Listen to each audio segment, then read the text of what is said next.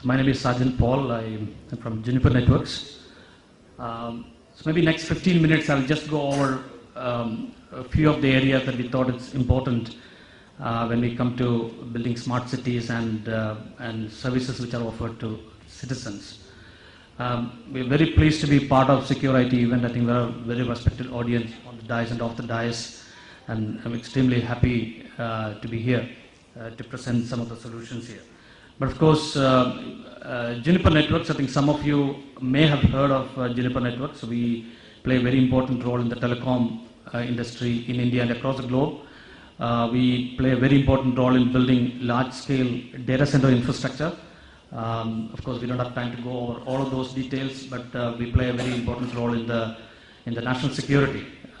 In terms of, if you look at the mobile operators, we play a very role in the mobile security domain. So that is just in a nutshell who we are in Juniper. So I titled this session as Enabling Smart Cities. Of course, Juniper is not a holistic player that you can all the solutions with them, but I think I'm just focusing on a few areas. Three things I'll go over. One is smart connectivity, the other one is the smart security, and the third piece is the smart cloud, because the cloud is kind of is a very, very important piece of resource in which you actually have mining the data and provide actionable intelligence on the ground. So what we are seeing in business transformation, we are seeing the number of mobile devices are going very high. We are seeing the cloud adoption has gone up.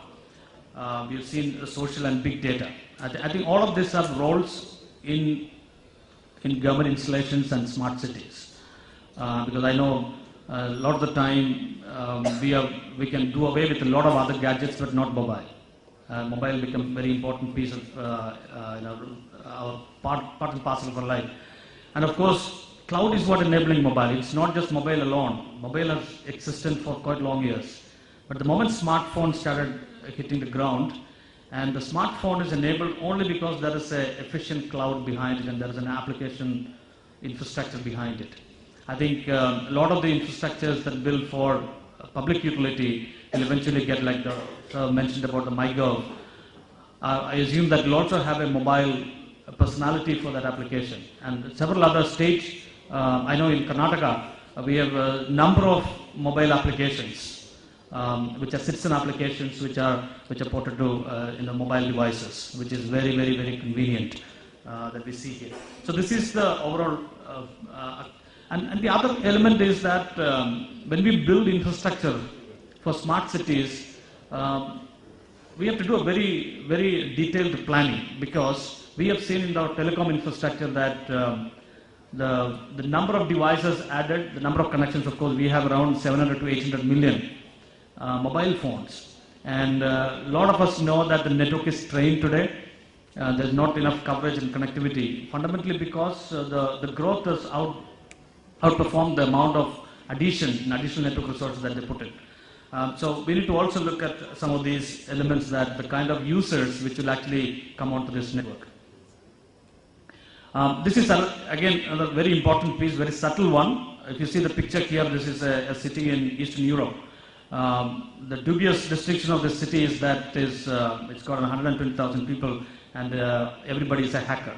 So it's kind of hacker capital. I think there was an article run by New York Times and things like that of recent times.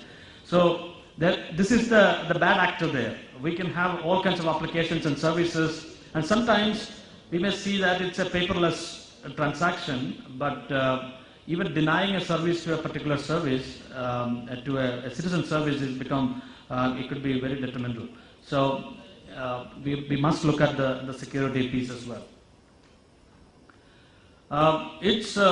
Again, there are several other utility services. So we come from a network background, so I don't have to emphasize that it has to be an always on network, because if the network were to crumble, then of course, whatever investment you have done in the application, surveillance infrastructure, etc., if you don't have the information passed on to the right entity on time, and processed it, and actionable intelligence being delivered to the end side, it seldom comes of use. So I think that's very important that we have this thing, and the due importance is given there. So I'll just quickly jump into these three elements. One is smart connectivity, utilities, transportation, and manufacturing. Probably three of the key areas. There could be healthcare, there could be education, and other things which are coming as part of the smart cities.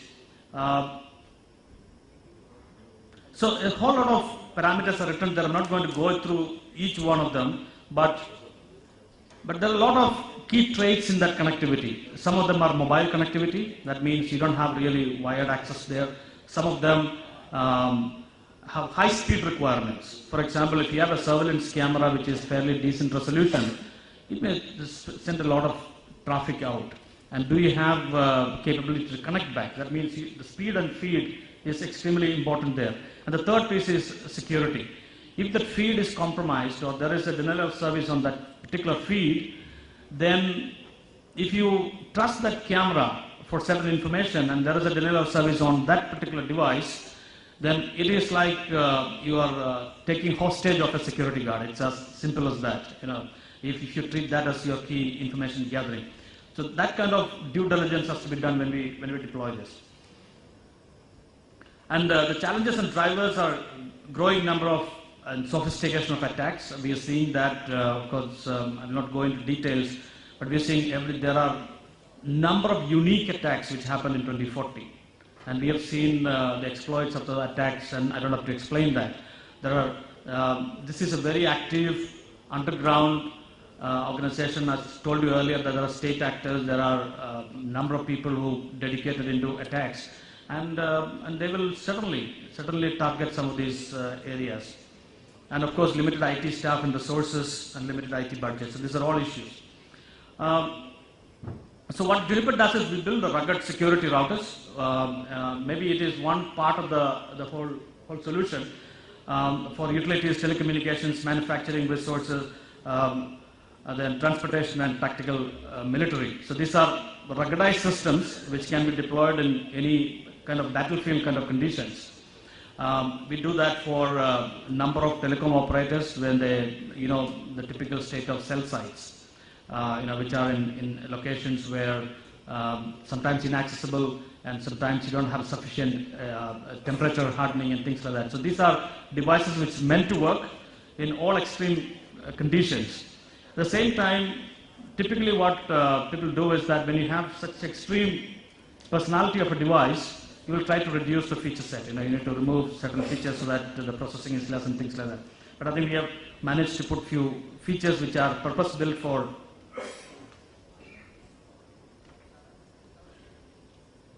This is out of power, the computer.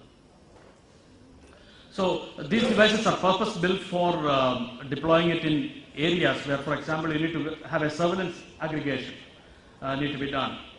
I'm good without laptop also. This is fine. So this is the personality. So if you look at a typical router.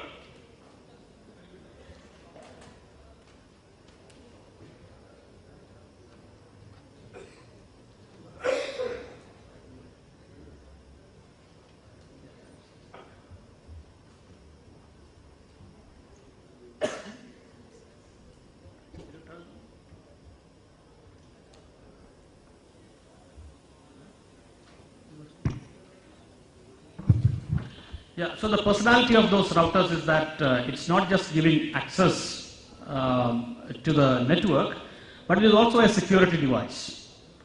That means any devices that you connect to that router become naturally setup, which is availability and uptime that we provide to the service providers. The other element on smart connectivity is that we see a lot of metro Ethernet type of connectivities which are coming up, and for a surveillance camera to work, typically we need to have a metro Ethernet type of connectivity because the amount of bandwidth required for higher resolution video. So we have actually come up with a ruggedized metro Ethernet secure device which will actually give you as per EMEA forum certification, and also certain security features like encrypting video right from the port. So which is again a purpose-built device which can also come in handy. So that is kind of a smart connectivity point of view. There are several other products will come in. Coming to smart security, that's a very important feature. So the problem that we face in the security industry is that a few issues. One is that the IP address based reputation is heritage. A lot of the time, as security resources or security experts, we tend to define, if you look at a firewall policy, a lot of them are based on IP address reputation. I mean, a certain IP address has certain reputation value or certain charm value, and hence you allow, some of them you don't allow. But that IP address keeps changing. With things like Tor and things like VPNs, you can actually masquerade any traffic outside that IP address, right? So what it allows is smart security. What I mean is that can we get over the issue of IP address-based reputation? And the other key area that we get over is the signature-based validation, because signature is for an event which has already happened in the past. Signature is not for something which is new going to happen. So you need to have a lot of heuristics type of information. And the third piece is, how do I do active sharing of intelligence? I think my honorable guest, they will know that the importance of sharing information, actionable intelligence across multiple enforcement points so that you can actually enforce security. Even in a physical domain, we see that.